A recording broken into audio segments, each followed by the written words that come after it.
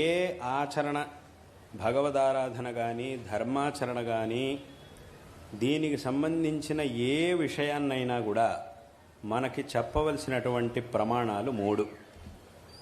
మొదటిది వేదములు, రెండవది స్మృతులు, మూడవది శిష్టాచారం.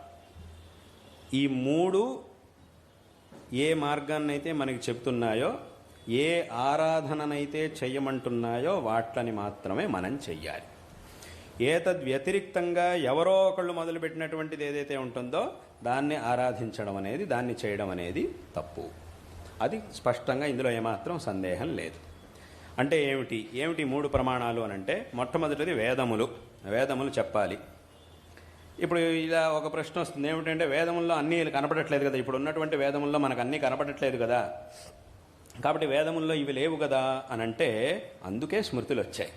స్మృతులు వచ్చింది ఎందుకోసము అనంటే వేదముల్లో చెప్పబడినటువంటి విషయాలనే విస్తారంగా చెప్పడం కోసం వేదములు వచ్చాయి, అది స్మృతులు వచ్చాయి.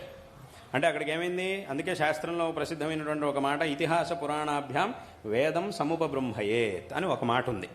అంటే దీని అర్థం ఏమిటి, ఈ ఇతిహాసములు పురాణాలు వీటిలోనే స్మృతులు ఇతిహాస పురాణాదులు ఇవన్నీ కూడా వేదముల్లో చెప్పబడినటువంటి విషయాలనే ఇంకా విస్తారంగా మనకి చెప్పడం కోసం వచ్చాయి.